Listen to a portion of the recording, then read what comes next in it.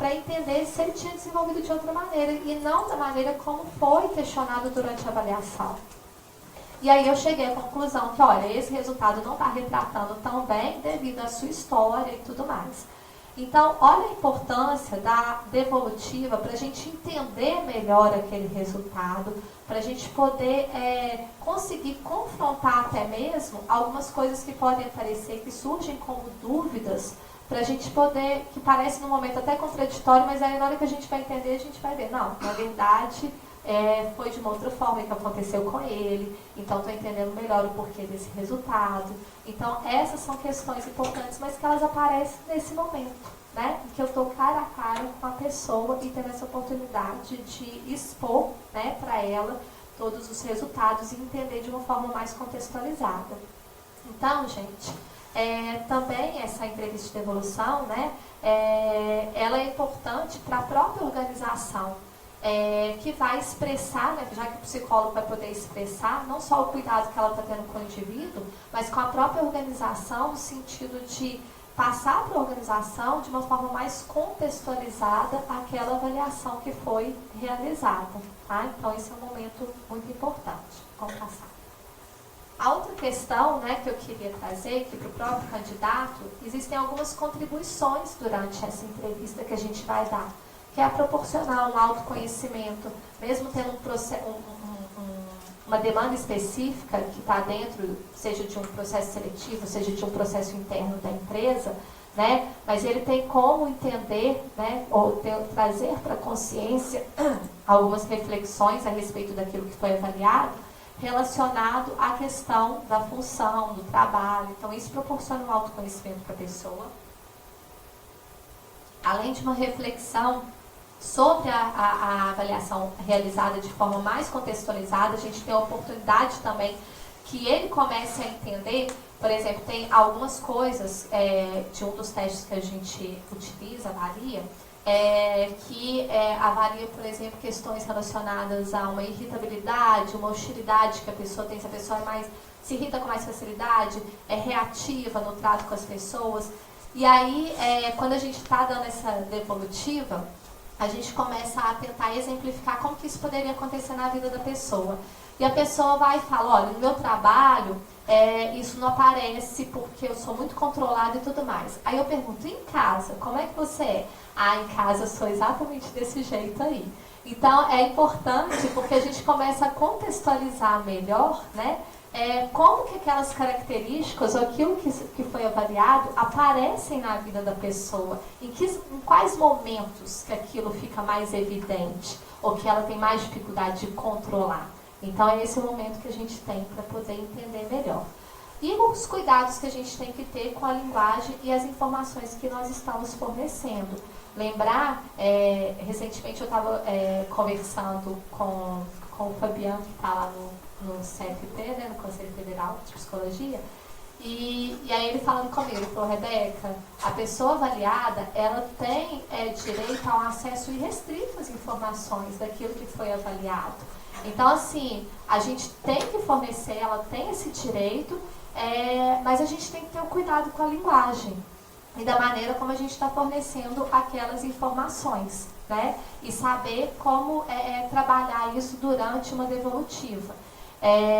Vou dar um exemplo para vocês. Eu já dei devolutivas difíceis porque durante a avaliação apareceu, apesar de ser dentro do contexto organizacional, apareceu que a pessoa estava em sofrimento psíquico, ela estava com questões emocionais, com questões afetivas, e eu não sabia nada da história da pessoa.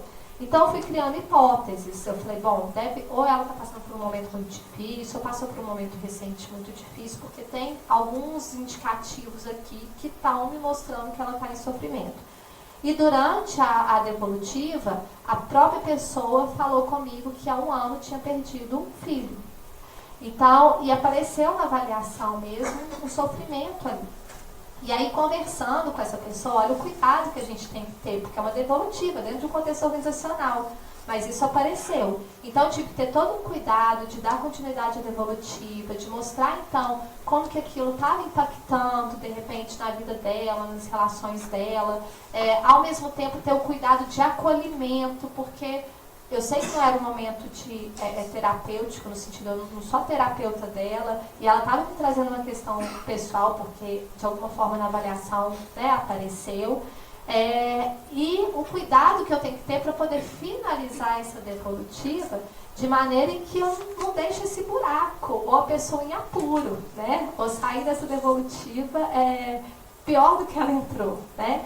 Então, o cuidado do acolhimento, o cuidado que a gente tem que ter com o outro na hora de fornecer essas informações, para que a gente possa também, né, durante a devolutiva, saber trabalhar essas informações para que a pessoa compreenda e possa utilizar aquilo para o bem. Então, foi interessante que no final ela mesma, ela falou, ai, Rebeca, eu estou precisando mesmo de uma terapia, eu vou procurar.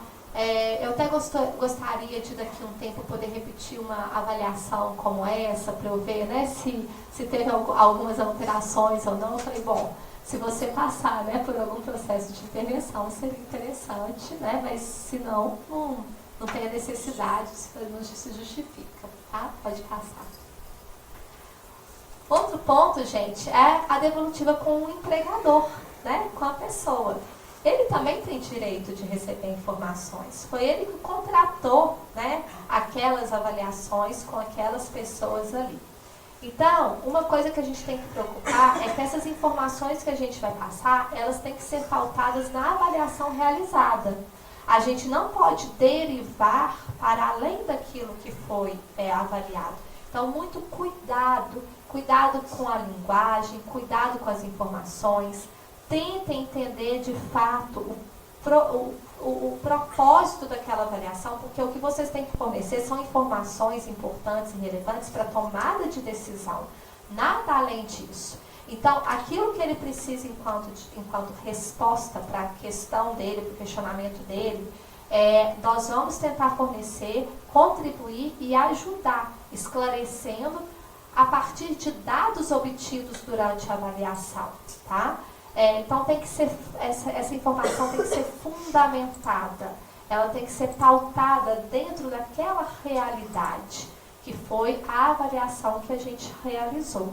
Então, isso é algo muito importante. É muito comum, quando eu estou dentro das empresas, as pessoas perguntarem, o que eu forneço? O que eu posso falar para o gestor dessa pessoa? Né? Quais são as informações que eu posso passar? Então, uma coisa que eu sempre costumo orientar primeiramente, você pensar qual que é o questionamento dele, por que ele solicitou essa avaliação.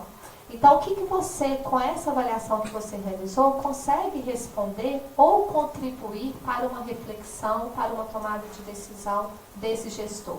E aí você vai tentar fazer, né, uma conclusão, escrever algo relacionado a isso, numa linguagem acessível, que seja compreensível para a pessoa e pautada naqueles dados que você teve do candidato ou do avaliado. Então, esse é um ponto muito importante para a gente poder pensar. Por isso, a importância do cargo, da função do candidato e tudo mais, tá? E aí, gente, o que eu queria trazer para vocês... Quanto tempo eu tenho? Já passou, tá. Já vou terminar. Só para poder falar um pouquinho, o que eu tenho feito muito, né, não é tanto no processo de seleção não, ok? Eu tenho feito muito trabalho e dado muita devolutiva em processos de desenvolvimento e de estudo de perfil de grupo dentro das empresas. Como eu disse aqui logo no início, as empresas têm solicitado muito, têm tido muito essa demanda, querer entender a equipe, principalmente querer entender a equipe como um todo e quem é a gestão dessa equipe, para poder fazer cruzamentos de informações mesmo e a partir daí programar treinamentos, programas de desenvolvimento, programas, né, de até mesmo algumas empresas, né, tentam investir em coaching, por exemplo, para algumas pessoas. Então, o que a gente tem feito muito são estudos relacionados a isso e tendo todo esse cuidado da entrevista de devolutiva.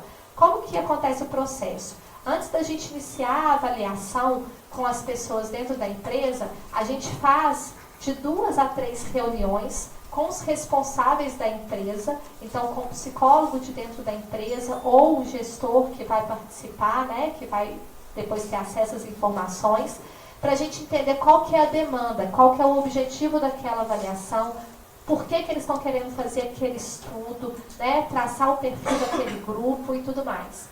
Então a gente se reúne várias vezes e aí a gente traça um projeto mesmo e faz todo um planejamento de como que isso vai acontecer. Então tem um momento sim de aplicação dos testes e tem um momento que a gente que é crucial, que é o momento da entrevista com o avaliado. E depois que a gente já reuniu todas as informações, a gente faz essa entrevista, dando uma devolução para o candidato do que foi avaliado e também tendo a oportunidade de, durante essa entrevista, de fazer, de tentar contextualizar melhor aqueles resultados. Depois disso, que a gente vai reunir as informações para poder passar para o gestor, que é responsável por aquele projeto dentro da empresa. E a gente ajuda na questão de pensar quais são os próximos passos, né? Então, dentro de programas de desenvolvimento da empresa, programas de treinamento, isso ajuda muito a empresa a pensar de forma mais estratégica, novas contratações. Então, aquela equipe que tem esses pontos fortes, esses pontos a desenvolver, que tem um gestor, de repente, que tem uma relação assim com a equipe, como que eles têm que pensar caso eles precisem de uma nova contratação? Qual que seria o perfil desejável de uma pessoa para entrar dentro dessa equipe aqui? Seria uma pessoa da própria empresa? Seria uma pessoa de fora da empresa? Então, isso ajuda até a empresa a pensar, né, em novas contratações e também em mudanças internas. E é muito interessante, gente, como que quando a gente faz esses estudos, a gente vê o tanto que, às vezes, pontos que são mais de dificuldade do gestor aparecem dentro da equipe, né? Que é essa própria relação mesmo dele com a equipe e a forma como ele contrata as pessoas, às vezes contrata muito semelhantes, né? Pessoas que são mais parecidas. E muitas vezes, quando a gente faz esse tipo de estudo, a gente começa a mostrar a importância. Olha, você não tem que dar conta de tudo, mas aí você tem que pensar na sua equipe de uma forma em que você vai contratar pessoas que vão suprir determinadas coisas que você não tem como mais positivo, que não é tão forte em você. Porque o seu papel você vai cumprir bem, mas aí você tem que ter pessoas abaixo de você que vão fazer as outras funções nas quais você vai apenas coordenar e não necessariamente ter que fazer. Então, a gente ajuda muito nesse processo. E o que a gente tem visto cada vez mais é que essas entrevistas de devolução, que em alguns momentos já até aconteceu solicitação da empresa que fosse mais de uma vez, então a gente dá uma devolutiva, depois pede uma segunda devolutiva para a pessoa, é que isso tem ajudado muito naquilo que eu falei há algumas lâminas atrás. Em proporcionar autoconhecimento para aquela pessoa. No final, muitas vezes ela agradece, ela sai de lá pensando muito naqueles pontos que a gente colocou durante a avaliação e buscando, principalmente, né, querendo se desenvolver enquanto profissional e ponderando também, né, algumas coisas até mesmo sobre a sua profissão. Que é igual aquele exemplo que eu dei, de uma pessoa que foi colocada no cargo de gestão, que durante a devolutiva ficou muito claro que ela não tinha essas características e ela falou comigo, Rebeca, eu não gosto dessa posição, eu gosto de fazer a parte operacional e eu faço isso muito bem. E de fato aparecia muito isso na avaliação dela. Então depois dessa devolutiva, ela teve uma conversa com as pessoas acima dela, para que ela pudesse ser melhor aproveitada lá, ou que ela estivesse numa posição em que ela está mais satisfeita e fazendo muito bem aquilo. Então, acho que isso é algo que a gente vê acontecendo muito e é uma oportunidade numa entrevista de devolução da gente ver isso, tá? Gente, eu já ultrapassei muito tempo, então eu vou deixar aqui para a Tati. Muito obrigada. Depois eu respondo perguntas.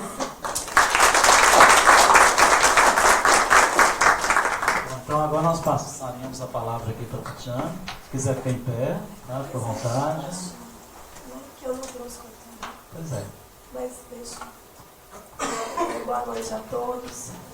Eu estou muito gripada, não sei se eu estou me fazendo entender. Minha voz está muito ruim, mas espero que eu consiga comunicar de alguma forma. Queria primeiramente agradecer o convite do Delcio, companheiro aí de algumas jornadas, né, Delcio? Prazer estar com a Reba aqui, amiga e colega de trabalho. Então, vamos falar um pouco da entrevista de devolução no contexto do trânsito. Eu trouxe algumas lâminas ali para a gente discutir.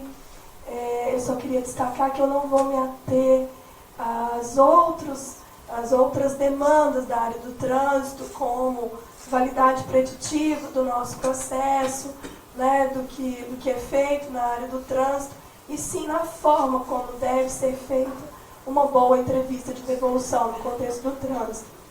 É importante destacar que nas nossas reuniões da comissão de avaliação, apareceu, né, o pessoal do conselho que estava nas reuniões, comentou que uma das maiores demandas que a Comissão de Orientação e Fiscalização do Conselho recebe são denúncias relatando dificuldades em receber a entrevista de devolução no contexto do trânsito, ou também apresentando críticas à forma como a pessoa recebeu a entrevista de devolução, né? Algumas entrevistas de caráter discriminatório mesmo, entrevistas que degrinem a capacidade técnica e pessoal do candidato ou condutor, né? E isso é uma questão muito séria, e confesso que me assustou um pouco o fato disso ser, né, das maiores demandas do Conselho nessa comissão, né? Então, eu acho que eu vou ficar em pé, porque está meio longe ali para mim. Pois é, só não está falando, ainda toma tom, aí vira uma encrenca, né? Só que eu tomo a Rebeca, se eu ficar aqui, dá? Não tem problema não. Dá? Então, para quem não me conhece, o Delcio falou, né? Trabalho em algumas faculdades e trabalho na área do trânsito há algum tempo. Tenho a clínica desde 2008 e estou na diretoria da Absinte, juntamente com a Carlinha e com a Maninha que estão aqui. Deus me ajude.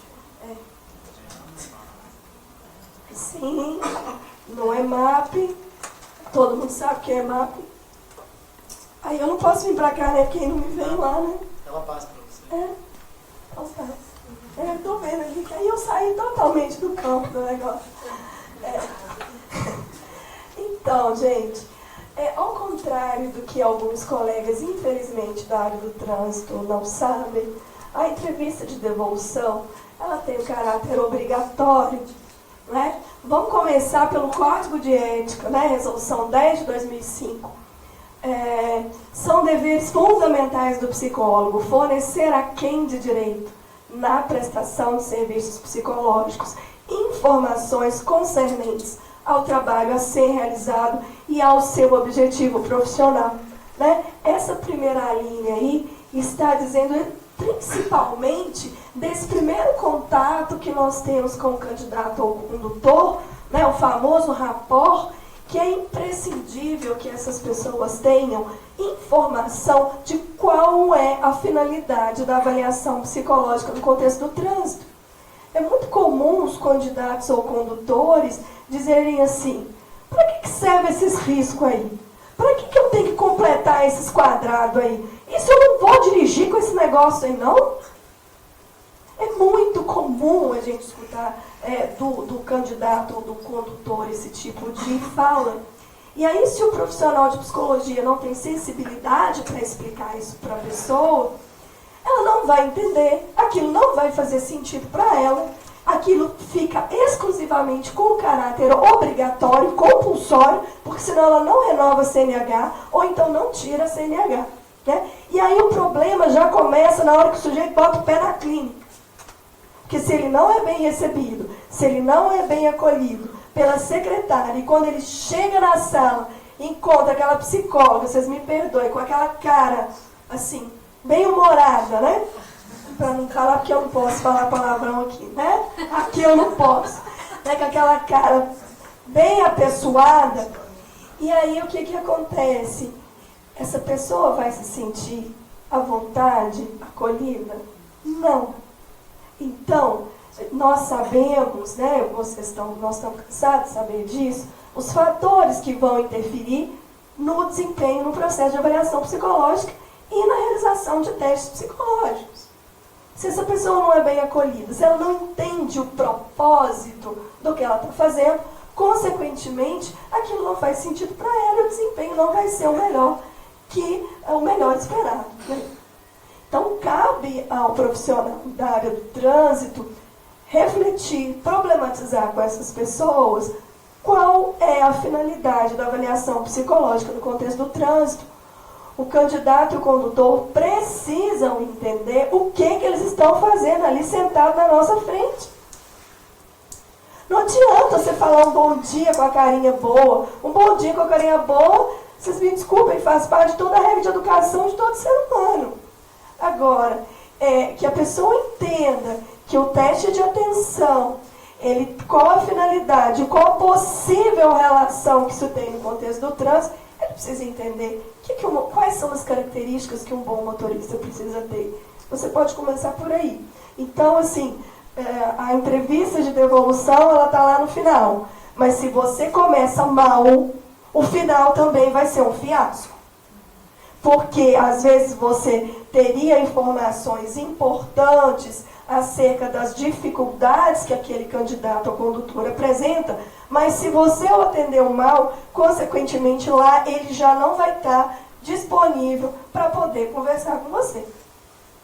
Pelo contrário, vem aquela psicóloga enjoada, né? Porque a gente, são essas características que a gente tem, né? Aquela magrela, aquela do cabelo cor-de-rosa, do cabelo louro, é assim, né? São essas características que eles nos atribuem. Informar a quem de direito os resultados decorrentes da prestação de serviços psicológicos, transmitindo somente o que for necessário para a tomada de decisão que afetem o usuário ou beneficiário. Então, gente, até na entrevista de devolução, no contexto do trânsito, eu tenho que saber quais são as informações que vão fazer sentido para aquele sujeito naquele momento. A Reba comentou muito bem. Eu vou dar uma entrevista de devolução, eu tenho que ter cuidado. Ela não usou essas palavras, mas resumindo eu tenho que abrir, mas eu tenho que dar conta de fechar. Eu não estou no contexto clínico de consultório. A minha escuta na entrevista de devolução precisa ser clínica. Porque o povo acha que está em outro contexto, a escuta clínica ela pode ficar lá na faculdade, né? Se eu estou no contexto organizacional, se eu estou no trânsito, se eu estou em outros contextos, a escuta clínica ela pode ficar abandonada. E não pode, nem deve, né? Então, eu tenho que ter esse cuidado no sentido de transmitir as informações para o sujeito, ele tem direito, mas eu tenho que ter clareza no que eu estou falando. Eu tenho que ter propriedade, porque senão, ao invés de eu contribuir, enquanto profissional de psicologia, contribuir para o desenvolvimento daquele sujeito, eu vou prejudicar aquela pessoa que está ali comigo, né? Detalhe, aquela pessoa, tá? Que o povo esquece que candidato e condutor são uma pessoa. Orientar a quem de direito sobre os encaminhamentos apropriados a partir da prestação de serviços psicológicos e fornecer, sempre que solicitado, os documentos pertinentes ao bom termo do trabalho. Isso aqui também é muito importante. Orientar quem de direito é o candidato ou condutor, né? Porque na área do trânsito o sujeito tem que ser maior de idade para poder tirar a CNH. E fornecer os documentos pertinentes. O candidato ou condutor tem direito à documentação, gente. Não posso não, isso eu mando para o Detran. Já escutei muitos, relato de aluno, relato de candidato. Não, isso eu mando para o Detran, não posso te dar documento nenhum, não. Se o candidato ou condutor solicitar, nós temos obrigação de entregar o laudo. Só que eu tenho que saber fazer também, né? Detalhe. Isso é um detalhe importante. Então, na Na área do trânsito, essa resolução, a 7 de 2009, ela fala exclusivamente da atuação do psicólogo na área do trânsito. Então, é uma das poucas resoluções em que isso está claro, assim, quase gritando, sabe? Se vocês vasculharem as resoluções do Conselho Federal da área de avaliação em geral, essa é uma que grita mesmo. Fica o psicólogo obrigado a realizar entrevista devolutiva, apresentando de forma clara e objetiva a todos os candidatos o resultado da sua avaliação. É só exemplificando, quando falo de forma clara e objetiva, me assusta um pouco quando eu escuto relatos assim. Olha, Tati, você trabalha na área do trânsito, você é professora nossa, que explica um negócio. Eu fui tirar a carteira, a psicóloga falou que eu fiz pouco pauzinho. Falei, São Geraldo, pouco pauzinho. Mas e aí? Ela falou mais alguma coisa? Não, ela falou que eu tinha que fazer mais e que eles tinham que ficar mais certinho. Tá. E mais nada. Agora, o que fazer os risquinhos lá do palavráfico tem a ver com pegar um carro, um caminhão, uma carreta e dirigir? Para o sujeito, nada. E o psicólogo fala, você tinha que fazer mais pausinhas, tinha que ficar mais certo, mais reto. Né? Vamos fazer junto. Isso, vamos fazer junto, né? Outra coisa, teve um caso bem grave, acho que foi ano passado.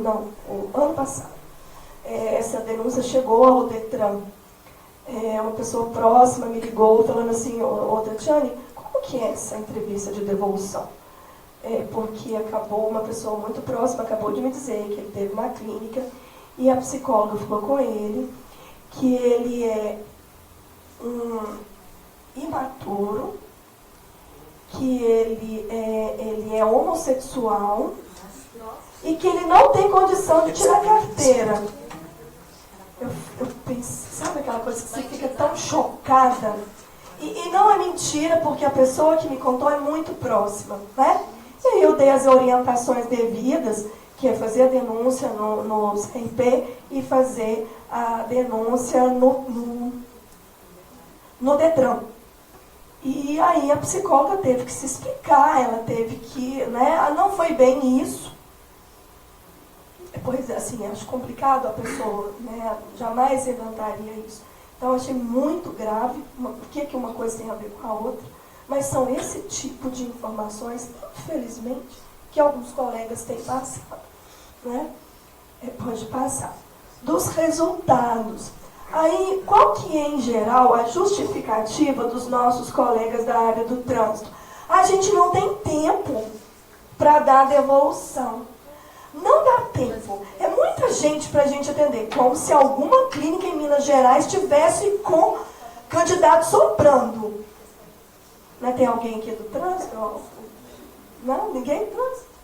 Nós não estamos com candidato soprando. Psicólogo que falar isso é mentira. Nós estamos com candidato e quando estou faltando para atender. Então, nós temos um prazo por lei. Estou falando por lei porque a resolução do Conselho Nacional de Trânsito de 2 dias úteis para dar o resultado do processo de avaliação psicológica na área do trânsito. Então, são 2 dias úteis. Então, eu tenho tempo hábil suficiente para poder corrigir, analisar, integrar as informações do processo e dar uma devolutiva adequada para a pessoa. Tá? Então, existe uma cultura na área do trânsito que se dá entrevista de devolução pelo olho, né? Então, assim, existe esse ranço de quando se utilizava muito o PMK, então o psicólogo corrigia no olho e dava entrevista de devolução no olho também, e aí ficava um negócio assim, bem senso comum, nada técnico e muito menos científico, né? Então, isso é um problema. Pode passar. Oi, Deus. Então, pensando nisso, por onde eu começo para fazer uma boa entrevista de devolução? Primeiro eu tenho que saber o que eu estou avaliando. porque às vezes alguns psicólogos me ligam lá na Psint e falam assim: ó, Tatiana, que teste que você está usando para inteligência? Ah, eu estou usando o TCR. Eu falo, né? Ou qualquer outro que eu esteja usando no momento. Aí eu mandaram comprar aquele tal do Beta 3. Mas aqui, eu estou usando ele. Eu falei, tá, e o que você está avaliando? Não sei não, diz que avalia inteligência. Tá. Aí você percebe pela conversa com a pessoa que ela não entende uma informação que é elementar. Qual o conceito de inteligência? E qual o tipo de inteligência que ela está avaliando e qual a relação que aquilo tem com o desempenho do candidato ao condutor. E se é que tem alguma, que a gente ainda não tem muita clareza sobre isso. Mas isso aí fica para um outro psicologia em foco. Agora, o psicólogo não tem a compreensão elementar que é qual a definição do fenômeno psicológico chamado inteligência. Se eu não sei isso, como que eu uso um teste, como que eu analiso, como que eu dou entrevista de evolução? Aí começa a ficar claro porque que a psicóloga fala para o condutor ou para o candidato que ele fez pouco risquinho e que o risquinho tem que ser certo. Porque ela não sabe qual o instrumento que ela está utilizando, qual a fundamentação teórica e como eu analiso aquele instrumento. O problema é anterior, o problema é técnico. Né? Então, quais são as características avaliadas pela segunda resolução do Conselho Nacional de Trânsito e a 7 de 2009 do Conselho Federal? Então, tomada de informação, que é a atenção, e nós vamos ter os 3 tipos de atenção, inclusive a Reba tem um capítulo bacanérrimo sobre isso. Processamento de informação, que é inteligência e memória, que aqui em Minas nós não avaliamos memória. Tomada de decisão, autoavaliação do comportamento e traços de personalidade. Então, são essas características avaliadas. Logo, o sujeito tem direito a ter informações sobre essas características. E qual a relação dessas características no contexto do trânsito? Pode passar. Está muito rápido? Dando para entender? Tá? Então, ali são as características. O que avaliar? Agora, como avaliar isso? Como mensurar essas características? Né? Essa é a grande questão. Nós temos os nossos testes psicológicos, nós temos a entrevista clínica, a entrevista na área do trânsito, que eu volto a dizer, ela precisa ter uma escuta clínica. Não é simplesmente a tomada de informação daqueles itens que estão previstos lá na 425 ou na 7 de 2009 do Federal. Tá? Porque aí fica proforme. E aí perde o sentido. Os testes psicológicos, como eu comecei a dizer, se eles não forem bem aplicados, logo, eu não tenho protocolos precisos. Se eu não tenho protocolos precisos, eu não tenho uma avaliação fiel. Porque eu posso ter um teste válido. Mas ele está validado pelo CFP. A primeira coisa que os psicólogos falam. Mas eu achei que estava muito difícil para o candidato. Eu dei 6 minutos da aplicação do beta. Oi? O sujeito passa 4 anos, às vezes um doutorado, criando um teste, adaptando, fazendo estudos psicométricos do instrumento e vem um psicólogo, aplica o teste e vou dar um cadinho a mais de tempo para ficar mais fácil. Ou seja, aquele protocolo não tem nenhuma validade mais. Tá? Isso aí é um problema, tá? Que vai impactar na entrevista, como eu já havia dito. Agora, a escolha do instrumento é uma questão importante. Felizmente, hoje no Detran em Minas Gerais, nós temos autonomia, né, isso já é garantido pela profissão, mas como estamos sujeitos a um órgão que tem poder de polícia, durante muitos anos, eu falo isso no capítulo do livro ali, durante muitos anos ficamos à mercê dessa gestão com o poder de polícia. Hoje, nós temos autonomia para poder escolher qual instrumento utilizar. Tem-se uma bateria de referência e nós podemos escolher qual instrumento utilizar. Então, isso facilita muito o nosso trabalho. Então, eu tenho que ter clareza que, dependendo da pessoa que eu estou avaliando, dependendo do nível de escolaridade, nível sociocultural, eu posso aplicar, é mais adequado eu aplicar uma bateria fatorial de personalidade do que eu aplicar o polográfico, por exemplo. Só que eu tenho que ter clareza disso, não é?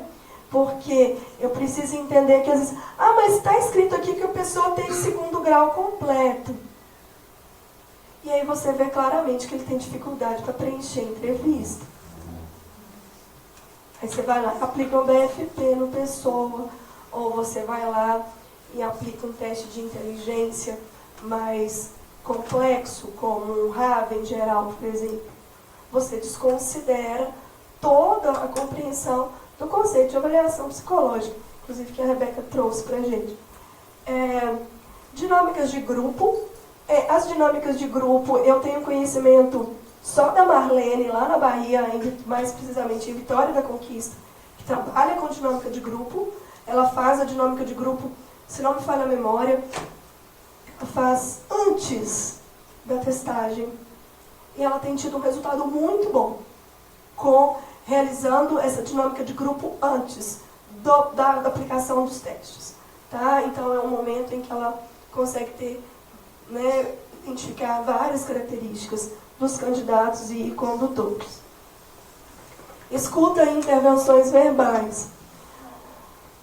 As intervenções, elas precisam acontecer na entrevista inicial com o candidato ao condutor e na entrevista de devolução. É a partir daí que eu consigo ter uma compreensão melhor da pessoa que está comigo, né? Eu acho que depois eu vou falar mais detalhes disso. Pode passar. É isso que eu queria chegar. Quais seriam as características dessa famosa entrevista de devolução? E aí eu só queria deixar claro que às vezes eu observo dificuldade de outros colegas de outras áreas de dar entrevista de devolução.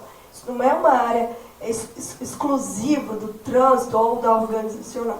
Até no contexto de psicodiagnóstico, tenho dado cursos e visto a dificuldade dos profissionais de darem esse tipo de entrevista também. Tá? Primeiro ponto, analisar e integrar as informações obtidas no processo de avaliação psicológica por meio das técnicas utilizadas, bem como contextualizar o contexto do candidato ao condutor. Oi?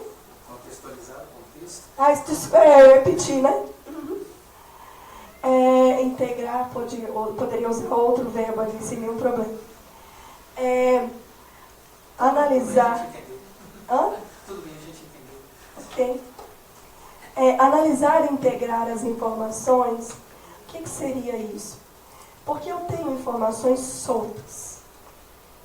A priori, eu tenho uma entrevista inicial com informações ali que o candidato preenche e você vai atender.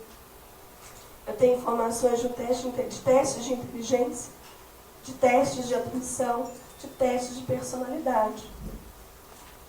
Eu preciso integrar essas informações para que elas façam sentido para a pessoa que está ali.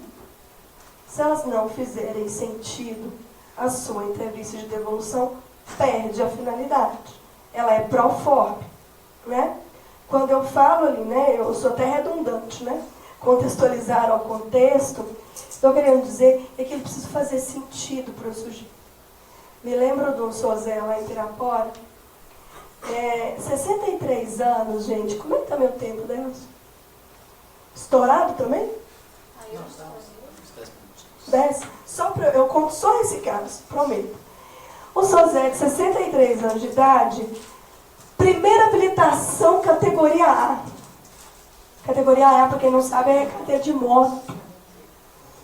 Gente, e um senhor de 63 anos, no norte de Minas, não sei se tem alguém do norte aí, é uma pessoa com muito mais aparência, envelhecido mesmo, né? Muito pelas atividades ocupacionais da região, uma pessoa idosa, né? Assim.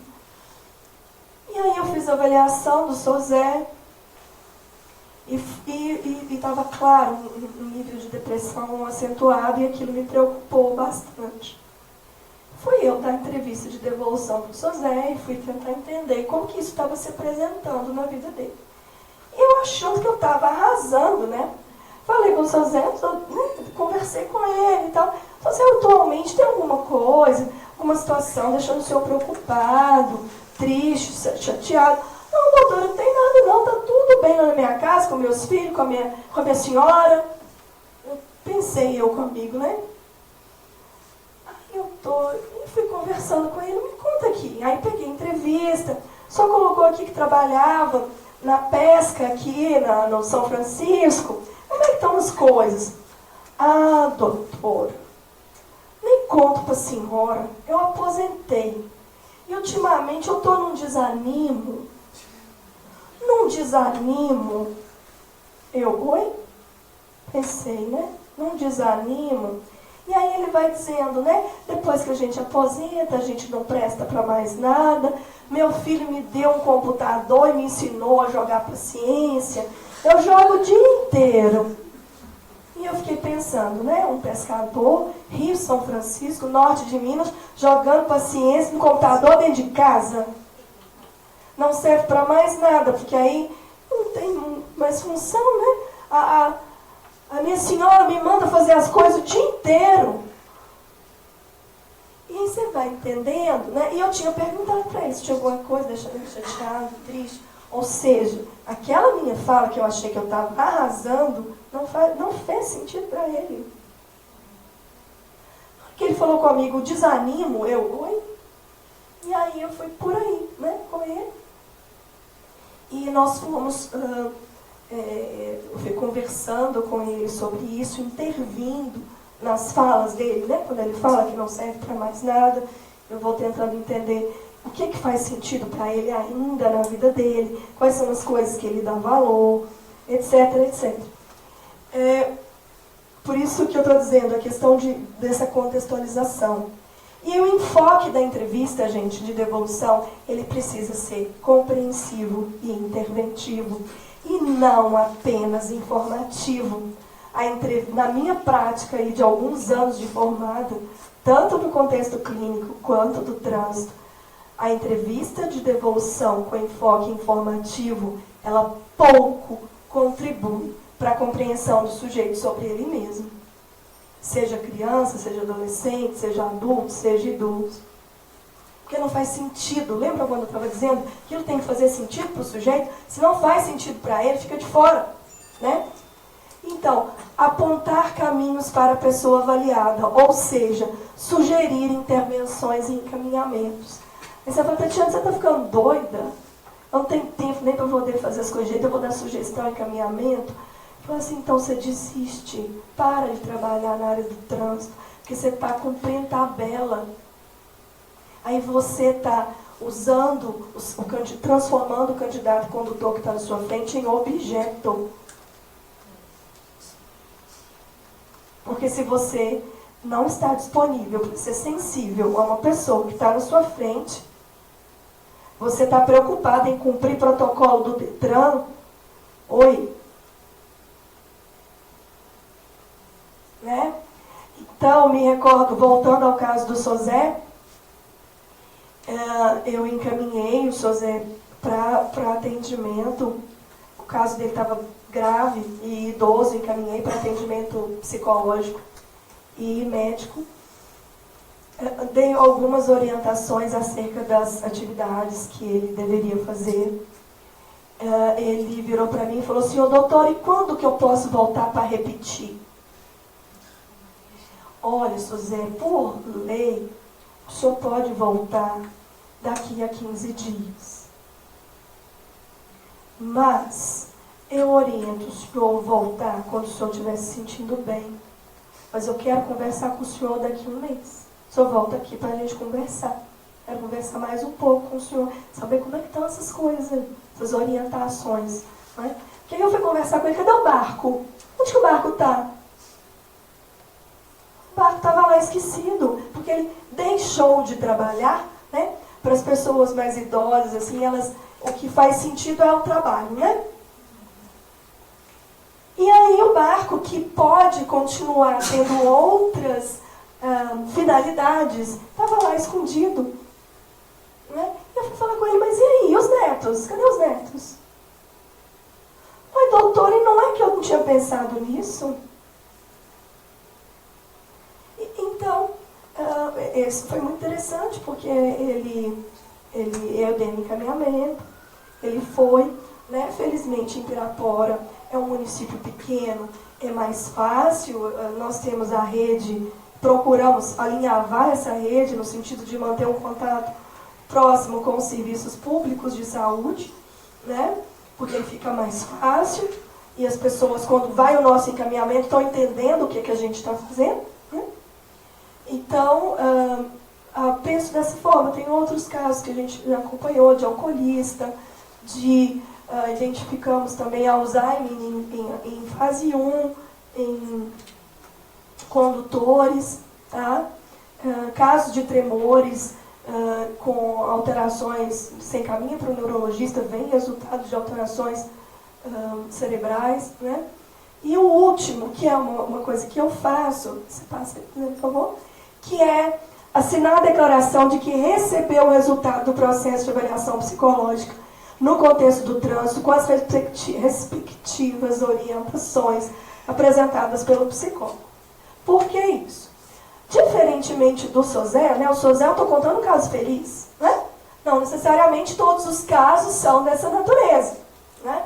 Então, já tive candidato falar comigo assim, essa clínica aqui da senhora é exigente demais, a senhora reprova os candidatos tudo, eu não vou vir aqui mais não. Falei, o senhor não está, né? O senhor não está satisfeito? O senhor pode fazer uma reclamação da minha clínica, o número da minha clínica é 134, o senhor faz por escrito, leva lá na Seretran, lá em Pirapora, o rapaz lá, o rapaz que o senhor conhece, ele protocola sem nenhum problema. Então, em alguns casos, né, esses casos, você costuma ter alguns problemas mais sérios, assim. Então, o que nós fazemos lá?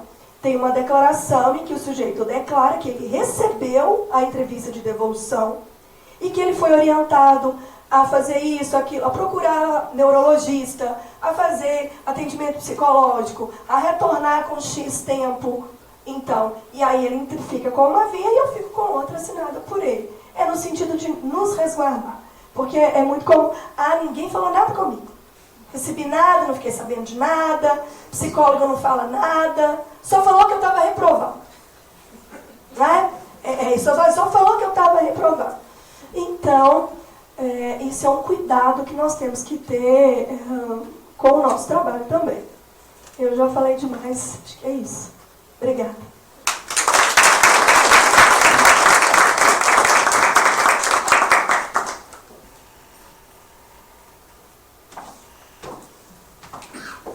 Bom, eu gostaria então de agradecer aí a Rebeca e a Tatiana, né, pela contribuição. Eu acho que foi melhor do que esperávamos, né, porque tanto a Rebeca, ela trouxe aí um panorama da questão do trabalho e queria fazer um convite aqui para participar da nossa comissão, né, do trabalho e organizacional. Eu acho que é muito bacana, eu acho que você tem muito a contribuir também essa perspectiva nova do trabalho. Foi uma coisa assim que, de certa forma, também trouxe um alento, pelo menos a sua percepção aqui de Belo Horizonte, né, que estão vislumbrando novas questões quanto à valorização da profissão em termos da avaliação.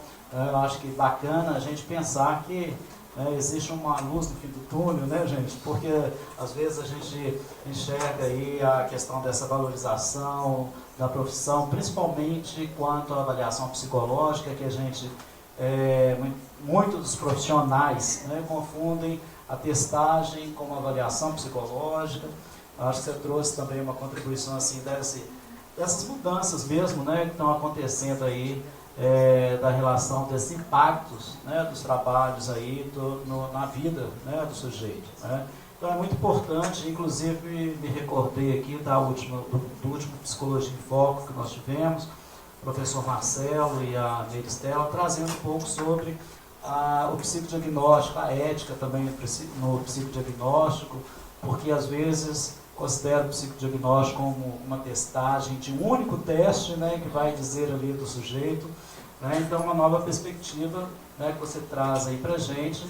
E eu percebo, né, que a entrevista de devolução ela tem um caráter mais reflexivo, né? Como a Tati também dizia aí, tem que dar sentido a esta entrevista de devolução. Então é muito importante a gente pensar o que realmente significa a questão, né, dessa entrevista devolutiva. Não é meramente cumprir, né, o que a resolução ela pede, uma norma do Conselho Federal. Eu acho que isso aí é o posicionamento que o profissional ele tem perante o cumprimento de uma ética, o respeito, né, ao cidadão. Eu acho que isso aí é muito importante a gente pensar essa visão mais ética, no sentido não só deontológico, mas a ética desse sentido mais reflexivo mesmo, mais filosófico, né? Então eu acho que a importância da gente perceber que não é só uma obrigatoriedade. A Tati tocou também, né, que a gente não entraria nesse momento agora, sobre a questão da validade preditiva dos testes, né, mas eu já também gostaria de reforçar um convite aqui, que o EMAP, agora de 2018, né, em maio, ele vai trabalhar, né, sobre a questão da preditividade, né, dos testes. Eu acho que isso aí a gente está precisando pensar mesmo, né, e refletir sobre essa questão das técnicas. Eu acho que é um momento muito oportuno, né, até mesmo para a gente garantir um pouco essa qualidade, né, e oferecer um trabalho mais digno aí, né, para a nossa sociedade, né. Então, gente, agora eu gostaria de abrir para as perguntas, para discussões, ou até mesmo comentário. Eu aproveito que a Carol distribuiu a avaliação, ela é muito importante, né, para o nosso evento aí, que depois, ao final, vocês entreguem a avaliação de vocês, tá? E a gente passa, então, agora a palavra para vocês, mesmo que seja um comentário, uma pergunta, questões a serem pontuadas, tá? E gostaria que vocês também falassem o microfone, porque está sendo transmitido, né, ao vivo, ok?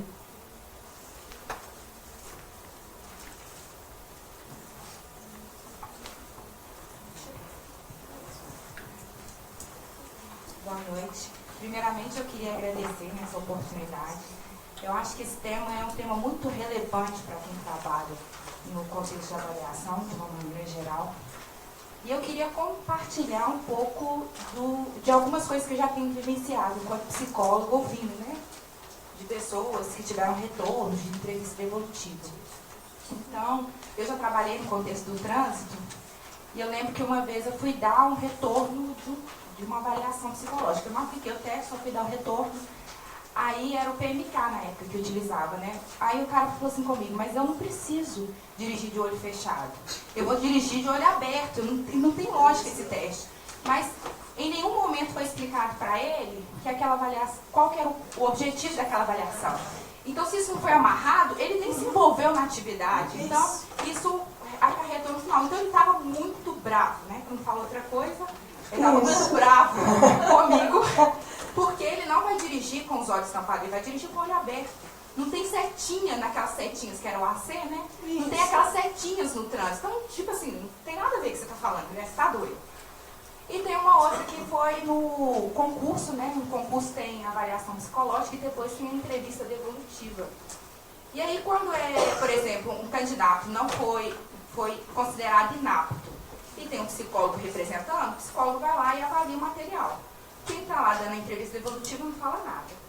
Agora, se é o próprio candidato, né, que passou pelo processo seletivo e foi considerado inapto, o psicólogo também não falou nada com o candidato, sabe? Então, o candidato ficou lá 30 minutos folheando as folhas do PMK, o IFP e o Beta 3 sem entender nada. Aí depois ele veio me procurar e falou assim, você faz um recurso para mim? Eu falei assim, eu não posso. Mas eu não vi o teste, como é que eu vou fazer o recurso? Ele falou assim, eu vou te explicar então como é que estavam os meus desenhos, sabe? Aquela escadinha. Assim, sabe, não dá. Então, assim, eu fico muito preocupada com isso. Eu acho que é um tema muito importante para a nossa atuação profissional. E eu quero muito agradecer vocês por esse espaço aqui de falar. Teve pontos muito interessantes, eu até mandei mensagem para as minhas amigas, olha, vocês perderam, foi muito bom. Espero que esteja assistindo. Eu falei que estava transmitindo no Facebook, mas era só para compartilhar mesmo.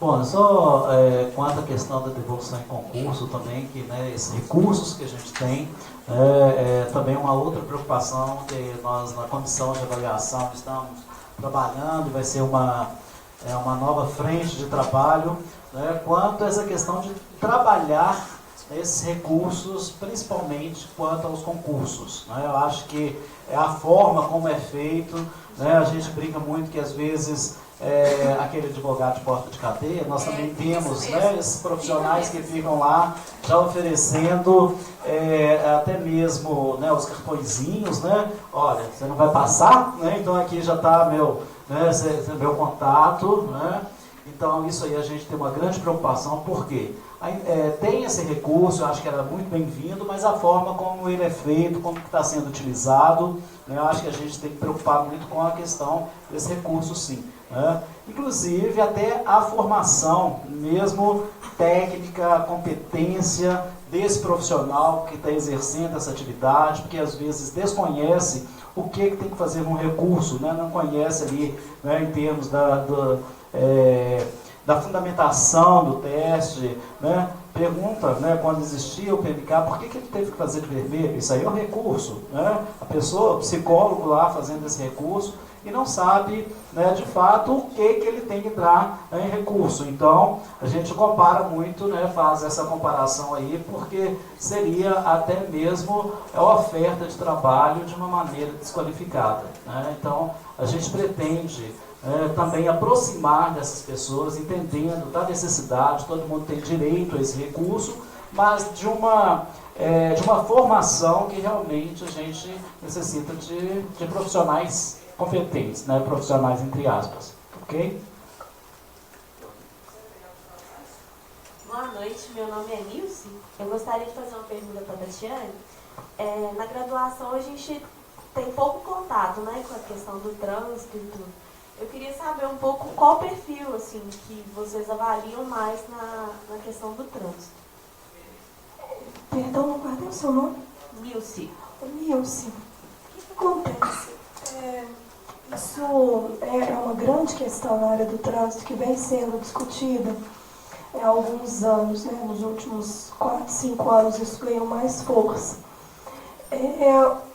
Existe o perfil que está previsto, tanto na resolução 425 quanto na do Conselho Federal, ele não foi baseado em evidências científicas acerca da relação entre desempenho no trânsito e desempenho no processo de avaliação.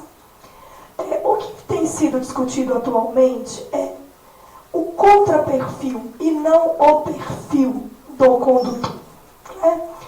Porque a gente tem que entender melhor quais são as características psicológicas dos condutores que estão contraindicados para a direção. Porque, por exemplo, eu vou te dar um exemplo assim, corriqueiro. O motorista que vai trabalhar com carro forte é um perfil diferente de um motorista que vai trabalhar no transporte coletivo de Belo Horizonte, que é diferente do perfil do condutor que vai trabalhar no transporte executivo. Então, precisamos entender quais são as características psicológicas dos condutores que não devem estar. Então, atualmente, na nossa prática, a gente tem identificado um pouco mais isso.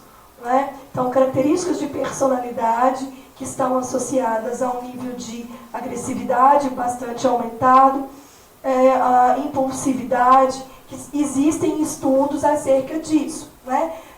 Pessoas com nível de impulsividade, de agressividade, eles têm comportamentos inadequados no contexto do trânsito. O que os estudos atuais apontam é que, apesar da qualidade ruim da nossa malha viária, o principal causador de acidentes de trânsito no Brasil são os condutores. Tem um estudo que não saiu, não foi divulgado, que são das rodovias privatizadas, as rodovias totalmente privatizadas, que são rodovias maravilhosas, né? Os índices de acidentes de trânsito nessas rodovias são muito mais altos. Mas, só que eles não vão divulgar isso porque isso tem um problema político e econômico, né? Isso vai esbarrar numa questão política e econômica. Então, o perfil atual que a gente precisa verificar é isso, né? Pessoas com um nível de atenção muito baixo, né? Com uma limitação cognitiva de não conseguir compreender o que é dito, né? Nós temos atualmente condutores que não conseguem compreender o que é dito, né? Então, seriam condutores que, a priori, num primeiro momento, não apresentam características psicológicas. Mas eu sempre vou apontar com essa possibilidade de intervenção e acompanhamento dessas pessoas. Na época do meu doutorado, eu construí um teste de atenção sustentada para motoristas. Minha pesquisa foi toda com motoristas de ônibus. E um dos estudos de validade que eu fiz foi a validade de critério. Eu tive informações do histórico desses motoristas relacionados a ocorrências de pequenos incidentes, como por exemplo, batidas internas, que é dentro da garagem, batidas externas. E eles têm também o tacômetro, né? Tacógrafo, isso, obrigada. Eu já até esqueci o termo. Que mede a velocidade que o motorista atingiu durante o seu percurso. Então, não é medido por radar. Então, ele é muito mais fidedigno nesse sentido, porque é exatamente o motorista que estava lá dirigindo, não foi por meio do radar. E aí, a correlação que teve, que foi significativa entre o desempenho do teste de atenção com todo esse histórico que eu tinha de motoristas, foi a questão da velocidade. Então, o que eu estou querendo dizer? No meu estudo apareceu que os motoristas que ultrapassavam a velocidade permitida eram aqueles que tinham um baixo desempenho no teste de atenção sustentada, porque o meu teste avalia a sustentação da atenção. Então, você manter a atenção do início até o final do seu trajeto, por exemplo, e manter o mesmo desempenho. Então, estou falando isso porque quando a Tati está falando dessa questão do contraperfil, né, ou do perfil mesmo e tudo mais, e da necessidade, o próprio EMAP, que bom que vai discutir sobre isso, da necessidade da gente fazer finalidade preditiva, é nesse sentido. Então, é a gente entender o que daquela avaliação, de fato, efetivamente, a gente pode utilizar naquele contexto como uma informação relevante e fundamentada para eu dizer, esse tem um perfil mais adequado e esse tem um perfil mais inadequado. Por quê? Porque existe uma relação de atenção com isso. Existe uma relação de comportamento que passa por meio dos traços de personalidade com isso. Então, isso é importante para a gente, de fato, conseguir traçar a sua pergunta, a resposta da sua pergunta. Qual que é o perfil, né? Então, e é algo que exige, além de estudos específicos para isso, a gente tem informações, de fato, válidas e fidedignas. Igual eu estou falando, eu tentei fazer correlação com tudo, gente. Aí eu fui entender que nesse histórico dos motoristas, aquele que é muito amigo lá do supervisor, não necessariamente aparecia lá o nomezinho dele, que ele que teve a batida interna, entendeu? Então, a única informação que foi extremamente fidedigna e que eu consegui trabalhar em termos de dados foi essa questão da medição da velocidade, porque lá não tem jeito de burlar, entendeu? Não tinha como. Então, a gente precisa encontrar meios para esses estudos para que a gente possa efetivamente, né, dizer da validade preditiva desses testes e, contudo, a avaliação também, para que a gente consiga, de fato, traçar um perfil, né, em relação aos diferentes contextos em que a avaliação está inserida, e um deles seria essa questão do trânsito.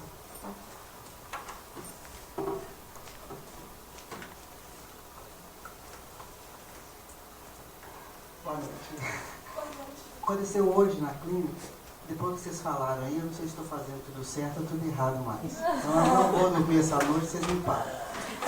Eu fiz todo o rapó direitinho, direitinho fica feio, né? Fiz tudo bem. Tudo bem. Fica o teste, rezando. Rezando, para quem não sabe, tem que repetir o teste, tem um custo isso, tá? Em data de temporada. Na devolutiva foi super tranquilo, sabe? Confirmou tudo que eu falei, tudo bem. Eu faço aqui a declaração também. Na hora que está vindo embora, eu falei, doutora, beleza, vida próxima vez, eu vou prestar atenção no que eu vou fazer. Então, aí eu comecei a pensar, né, diante do que vocês falaram, alguma coisa está errada no antes, do meu antes, né, que talvez a gente não pense muito nisso. Nós viemos aqui para ver a devolutiva. E aí, iniciativa, como é que vai chamar de antes? Né? Nós temos que pensar na iniciativa. Porque é ela que pode estar causando a minha devolutiva. Isso, foi o que eu... Sabe? Isso aí me assustou muito agora, com o que aconteceu hoje. Né? Foi tudo muito bonitinho, tudo certíssimo. Mas na hora que ele saiu e falou, da próxima vez eu vou prestar atenção, eu falei, gente, mas será que ele não prestou atenção? Eu falei tanto o que ele estava fazendo, por quê, para quê, como? Qual que é a minha fala aí que falhou para ele entender que ele tinha que prestar atenção, né? Vamos falar assim. Pois é, Maria. Lá em Pirapora, para mim é uma experiência riquíssima, porque são pessoas com nível cultural, tenho menos acesso, né, a algumas informações. E o que eu comecei a fazer é problematizar no primeiro momento com os candidatos e condutores. Para que serve essa avaliação psicológica? Que eles dissessem, né? Que eles me citassem situações de pessoas que eles conhecem, de motoristas, e a partir daí, então, isso que você está me contando desse motorista aí que atropelou um ciclista, o que você acha que aconteceu? O que ele tinha que ter? Então, a partir daí, porque à medida que ele vai falando da realidade dele, ele foi fazendo mais sentido. Foi que eu fui mudando esse primeiro momento. Por isso que eu comecei minha fala falando disso, né? Comecei minha fala falando disso. De novo, né? A redundância. A importância desse primeiro momento conosco. Eu acho que é muito claro para a gente, né? Então é muito Isso. claro para mim. E eu nunca consegui transformar isso na linguagem dele. Especificamente, vou falar desse caso. Talvez de outros também. De outros. Posso ter causado reexame na minha fala inicial. Sim, e sem saber, porque às vezes... Porque é o que eu contei quando eu estava dando entrevista de devolução para o seu Zé. Eu achei que eu estava arrasando quando eu falei com ele, se tinha alguma coisa deixando ele triste, chateado, preocupado. Ele me disse que não. E aí ele vem com desânimo. E aí que foi que minha ficha caiu. Né? Então, todo dia, gente, é uma lição. Né? Tem que devolver os reexames tudo. Maninha, mas acho que fazer essa reflexão, ter essa humildade, acho que eu não consigo achar outra palavra, seria humildade, porque nós, profissionais de psicologia, muitas vezes ocupamos esse lugar de técnico e de suposto saber, né? E aí, a gente precisa ter essa humildade de ver que ali é uma pessoa com uma realidade muito diferente da nossa. E quem está no interior é muito perigoso. Eu estou no interior, todo mundo conhece minha família toda, sabe onde eu moro, meu filho, meu marido. Então eu já ouvi em situações sociais, alguma coisa tipo assim, maninha falou, falei, pronto, sabe? Isso. Maninha falou. Então a gente tem que tomar cuidado até muito com o que a gente fala quem está no interior. Isso. Porque aí chega em casa, conta pra mãe, eu estou numa fase que meu filho fez 19 anos, todos os amigos dele estão fazendo psicotécnico.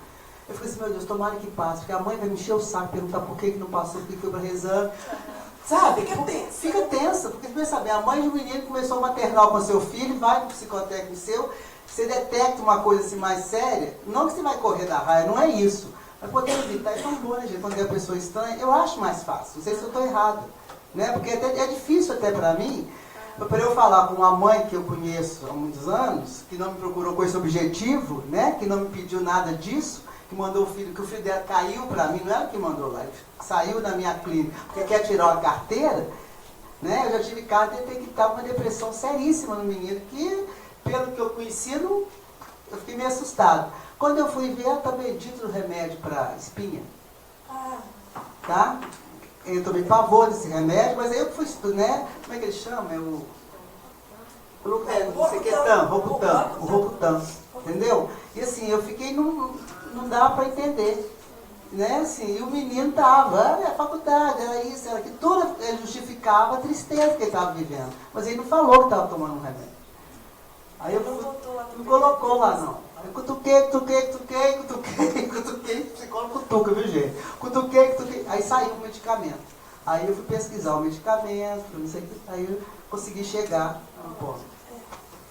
Bom, eu só gostaria de cumprimentá-la, né, pela sua iniciativa e a coragem também de dizer isso a público, né, porque eu acho que é um ato, como eu disse aí, de uma reflexão. Acho que muito bacana a gente, enquanto profissional, pensar mesmo na nossa situação, o que a gente tem, né, eu acho que repensar o nosso lugar, né, as questões que a gente está vivendo e da diversidade, né, porque a gente lida, né, o nosso dia a dia aí, com essa diversidade, a linguagem, né, a gente tem que ficar bem atento. Eu acho muito bacana o que você trouxe para a gente aqui nesse sentido, porque é um ato mesmo de coragem que a gente tem que refletir sobre isso, pensar, e que te faz aí sim uma profissional. Parabéns, tá? A minha pergunta é acho que mais específica para a Rebeca, porque eu trabalho hoje com recrutamento e seleção. E na sua fala você falou que às vezes quando a gente faz avaliação, antes de fazer entrevista, a gente pega um preconceito sobre aquilo que a gente vê que aparece nos testes. Só que, porém, quando a gente faz a entrevista, às vezes a gente também já põe um preconceito sobre o candidato na hora de fazer o laudo. Qual seria o jeito mais certo, então, de começar a avaliação psicológica? Pela entrevista ou pela própria testagem? Geralmente, a gente sabe que dentro das organizações acontece pela testagem e que a entrevista acaba sendo o último momento, até pela questão da dinâmica mesmo que as pessoas têm dentro das organizações, e de ser o momento de fazer aquilo que eu tinha falado, que é confrontar as informações no sentido da gente conseguir contextualizar melhor e assim ter um resultado mais fidedigno com aquilo que a pessoa realmente é, e de forma mais contextualizada, né? Eu não me lembro de ter usado a palavra preconceito, né? Eu que usei, Tá. eu que concluí assim. Tá. Você não usou. O que a gente vê, que eu acho que existe, infelizmente, é que as pessoas fazem muitos julgamentos, no sentido de já, de forma precipitada, chegar a uma série de conclusões sem ter todos os dados realmente que ela precisa ter a respeito do sujeito, e já toma decisões baseadas num julgamento e de informações que não são informações suficientes. O que eu estou querendo dizer com isso? Elas usam, né, a testagem como sinônimo de avaliação psicológica, então usam o recurso lá de um único teste, por exemplo, né? Não fazem muitas vezes sequer a entrevista e já tomam as decisões. O que eu estava até comentando aqui depois com o Delcio, que eu acho que é importante trazer para vocês, é que eu acho que existe uma necessidade da gente repensar como que acontecem os processos seletivos devido a uma confusão que existe entre o que é recrutamento e o que é seleção. As pessoas usam hoje a testagem como forma de recrutamento. E a partir daí elas já fazem como uma fase eliminatória de um processo que, se a gente for pensar, ele é muito sério para ser dessa forma. A testagem ela não pode ser eliminatória e nem servir como triagem, né? Isso faz parte de um recrutamento. As pessoas têm que fazer um bom planejamento e uma boa programação que vai desde o recrutamento até o processo seletivo, e que uma das etapas pode envolver avaliação psicológica. Pode, porque também não é obrigatória, gente. Pode envolver. Então, a avaliação psicológica é uma das etapas que está dentro de um processo seletivo. Mas ela não está lá no recrutamento. O recrutamento é anterior. É o momento de você tanto recrutar os candidatos, que é toda a divulgação que você vai fazer daquela vaga, por exemplo, e fazer uma primeira triagem que não é por meio de uma testagem, porque aí sim vocês não vão ter a menor condição de dar entrevista de devolução. Claro que não, humanamente impossível. Vocês estão lá recrutando, tem lá 1000 candidatos para, sei lá, 100 vagas. Vocês não vão dar entrevista de... Gente, é óbvio. A pergunta é não. A entrevista de devolução vai acontecer com os 1000? Não. Claro que não. Todo mundo sabe essa resposta. Entendeu? Não precisa ter dúvida em relação a essa resposta. Mas essas 1000 pessoas que se candidataram, elas têm que passar por uma triagem inicial. Para elas se transformarem, sei lá, em 300, né? 3 por vaga, que seja, né? Para você ter um número razoável ali, de depois sim passar para o processo seletivo e dentro desse processo seletivo criar também uma forma de otimizar para que também não necessariamente os 300 vão fazer avaliação psicológica. De repente já sabe, a finalização, a parte final, aí sim, vamos fechar com uma avaliação psicológica, a entrevista de devolução, para que a gente faça a tomada de decisão. Então, eu acho que a gente tem que repensar um pouco esse processo, acho que eu fui até para além da sua pergunta aí, mas para a gente não cair nisso daí, nesse preconceito que você mesmo mencionou, baseado numa testagem, e já ir para uma entrevista de devolução cheio de preconceitos. Eu acho que o que acontece aí é a falta de seleção de instrumentos adequados para o processo que está acontecendo de avaliação psicológica dentro desse processo seletivo, falta de conhecimento técnico desses instrumentos muitas vezes que foram selecionados, por isso que as pessoas criam preconceitos em relação ao candidato, porque não sabem analisar de uma forma interpretativa, no sentido de juntar todas as informações para que ela possa entender melhor aquele sujeito, tá? Vou te dar alguns exemplos mais práticos. Um dos testes que a gente utiliza, aparece lá, por exemplo, a pessoa... pode aparecer lá que ela tem irritabilidade, hostilidade, que é uma pessoa que é mais reativa, mais explosiva, ao mesmo tempo é uma pessoa ritualizadora, que provoca disputa pela disputa, mas é uma pessoa que tem um humor maravilhoso, é uma pessoa que tem autoconfiança, é uma pessoa, por exemplo, que tem uma boa tomada de decisão, é persistente. Eu tenho que ir juntando aquelas coisas todas para eu entender a pessoa como um todo. Eu não vou só ficar lá presa, aquela é uma pessoa mais temperamental. Não, entendeu? E ela pode usar, né, essa questão do temperamento dela ser, às vezes, um pouco mais difícil, não significa que ela deixa de ser boa nas outras coisas que ela traz ali. Então, eu tenho que tomar cuidado com esse preconceito de, às vezes, me apegar a uma informação, a um dado, que aquela avaliação está me fornecendo por meio de um único instrumento, e já ir para uma entrevista com isso, e chegar lá na entrevista e cutucando só essa parte, sem entender o restante que também vai ser importante.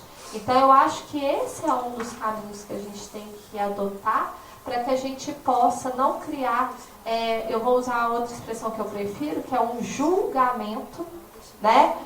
No momento que não é para você usar de julgamento. Você está usando ali, você precisa avaliar a pessoa, compreender aquele ser humano, aquela pessoa, como bem disse a Tati, para você tomar, né, uma decisão em relação a uma indicação ou não daquela pessoa para aquele cargo, por exemplo, mas baseado numa compreensão e não num julgamento. Então, acho que o cuidado que a gente tem que ter aí é desde o início da preparação dessa avaliação, que é a escolha das técnicas, dos instrumentos e da forma como a gente vai realizar, em qual momento que vai entrar essa avaliação psicológica e, principalmente, a forma como a gente vai preparar essas informações, como a gente vai fazer a análise para fazer uma entrevista de devolução. Você tem que ir preparada para essa entrevista de devolução. O que acontece muitas vezes é o psicólogo. Ele pega lá a síntese dos testes, reúne tudo e vai, né, para a devolutiva. Não fez um estudo, não fez uma preparação, não reuniu as informações. Aí fica de forma realmente fragmentada as informações. Eu tenho lá, ele não é bom de atenção, mas ele foi bem aqui e aqui ele não é tão bom. Mas o que uma coisa tem a ver com a outra? Você tem que saber, né? Você tem que entender que pode sim ter uma relação do teste cognitivo que ele fez com traços de personalidade que ele apresentou, e qual relação que eu posso estabelecer aqui. Eu posso criar, não é preconceito, são hipóteses a respeito do sujeito. E a partir disso, numa devolutiva, eu tentar confirmar ou não essas minhas hipóteses. Okay?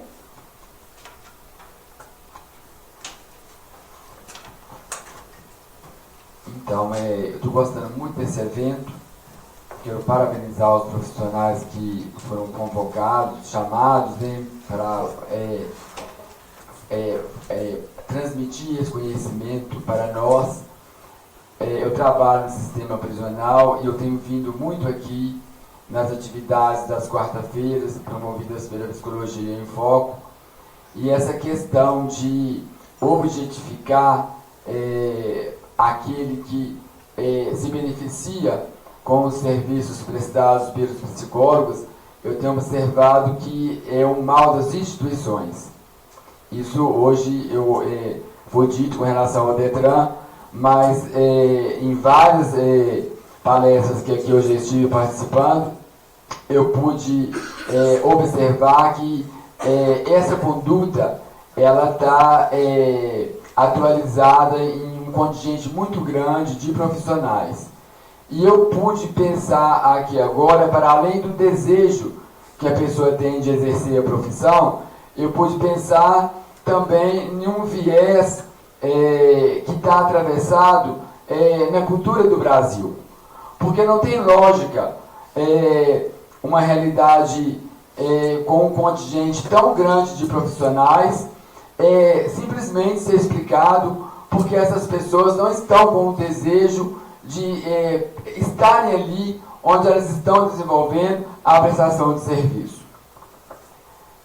E eu me senti muito honrado com a posição de vocês duas, com a seriedade do trabalho que vocês se propõem a fazer. Isso só me inspira e me motiva e me traz alegria de ter a profissão que eu escolhi ter e de estar a cada dia também no meu trabalho buscando um posicionamento no qual eu posso promover a aparição do sujeito. A minha pergunta foi formulada assim: os psicólogos, durante a graduação, estudam e se submetem aos testes exigidos pelo Detran para a obtenção da carteira de motorista.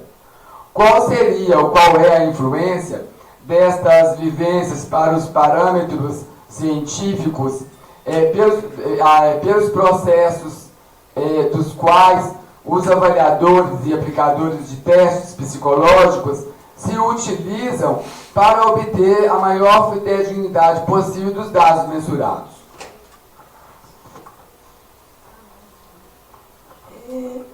Acho que isso é uma questão, acho que eu entendi, deixa eu ver se eu entendi, tá? O que você perguntou, você está querendo saber se o graduando de psicologia, ou o psicólogo, quando vai tirar a CNH, não é isso? Porque já passou por todos os testes, também pode tirar isso. Isso. O que acontece? Cabe ao profissional de psicologia, lá na minha clínica, eu tenho o hábito de sempre verificar quais são as pessoas que eu vou atender naquele dia, naquela manhã ou naquela tarde. Não é? Então eu vou entender quem são aquelas pessoas. Então, tenho lá para atender um condutor, de um motorista, que é transporte de caminhão, ou transporte de carga, por exemplo, o outro que é um arquiteto, o outro que é um psicólogo. Então, quando eu vejo aquela entrevista preenchida por um psicólogo, eu vou fazer um atendimento diferenciado. Primeiro eu vou conversar com aquele psicólogo, né? Entender quais foram os instrumentos, qual que é o objetivo dele para tirar a CNH, quais os instrumentos que ele conhece, né? E a partir daí eu vou entender melhor as características daquela pessoa que está comigo, né? Já aconteceu o caso de eu atender um psicólogo que tinha um transtorno mental grave, que estava sob o uso de medicações que promovem alterações significativas no desempenho das atividades de vida diária e que existem comprovações científicas do impacto que isso tem na direção. Tá? Então, com esse exemplo, o que eu estou querendo te dizer? Cabe ao profissional de psicologia fazer uma boa entrevista para ele poder entender quais são os instrumentos mais adequados para aquela pessoa que ele está atendendo no momento. Então, se é um estudante de psicologia ou se é um psicólogo, ele, por exemplo, ele me fala que conhece o palográfico e conhece a BFP. Eu vou aplicar um Pfister, ele não conhece, nunca viu, não sabe qual o instrumento. Porque na graduação é praticamente impossível, né, um professor conseguir apresentar todos os instrumentos. É até desejo, né, Ju? É até desejo dos meninos, mas isso é praticamente impossível. Então, eu sempre tenho esse cuidado de identificar quais os instrumentos o psicólogo ou o graduando conhece e faço uma avaliação à parte. Eu não vou fazer, põe todo mundo na sala, sabe aquele negócio assim, bem a toque de caixa, né? A gente tem que ter aquela história que eu disse, você tem que ter cuidado com as pessoas que você está atendendo. E começa por aí.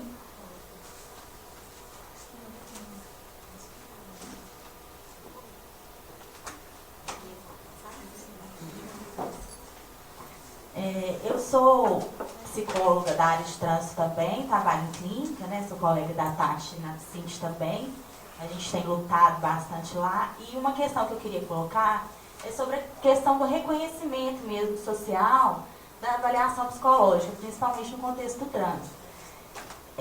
E a entrevista de devolução tem me feito pensar muito sobre isso, né? Então, dentro da minha entrevista, eu procuro, na entrevista para os candidatos e condutores, eu procuro saber sobre a experiência anterior daquela pessoa com a avaliação psicológica, né? Se ela já teve algum contato com outros psicólogos ou até com outras avaliações psicológicas. O candidato inicial muitas vezes não teve. Já um condutor de atividade remunerada, normalmente já vem de outras vivências de avaliação psicológica, inclusive no contexto do trânsito. E o que a gente percebe é que muito pouco tem se dado de devolutiva para esses candidatos.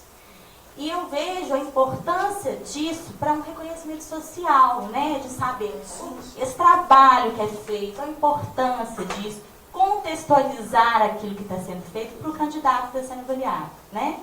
E hoje a gente percebe a dificuldade, já passando por processos complicados, de inclusive ter suspenso a necessidade de avaliação psicológica, né, em outros governos, e agora a gente está passando por uma oportunidade de ter um projeto de lei para ser voltado sobre a necessidade de avaliação psicológica para todos os candidatos à renovação, e não só mais os profissionais.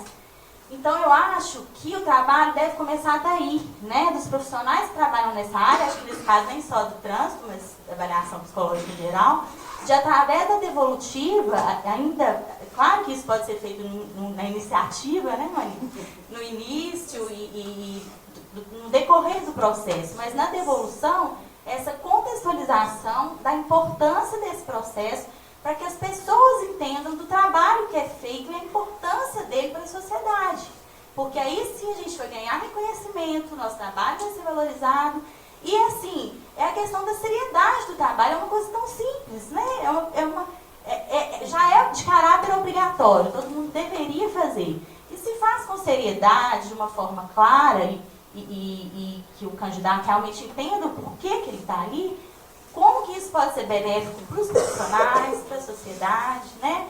Então eu tenho pensado muito sobre isso, né, pela nossa luta enquanto associação, de buscar um reconhecimento, de como que isso parece óbvio, mas que não se pensa nessa importância da entrevista devolutiva nesse momento, né, por pessoas que na grande maioria das vezes vão passar ali, tanto a pessoa que tira a carteira como a atividade remunerada. Assim, estou querendo dizer que é uma população enorme, né? Que se isso tivesse sendo feito já há algum tempo, isso seria muito claro para a sociedade a importância desse trabalho, né? Então eu queria enfatizar isso.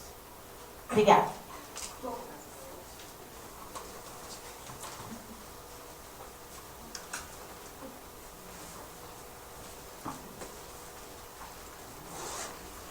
Bom, gente, mais alguém com alguma pergunta, algum comentário? Bom, então a gente agradece aqui a Tati, né, a Rebeca, né, eu acho que Foi uma noite muito produtiva, apesar do frio, né? Mas lá fora, eu acho que a gente tem que repensar mesmo e valorizando a nossa profissão. E agradeço muito a participação de vocês. E fica aí o convite para que vocês participem também, né, do Psicologia em Foco, né? Lembrando aí, né, que vocês podem acessar a página aqui, o site do Conselho, onde tem toda a programação, inclusive as datas, né, das comissões também, das reuniões das comissões, né, que você tiver interesse em alguma delas, né, sejam muito bem-vindos, tá? Então, boa noite a todos e todas. Tá?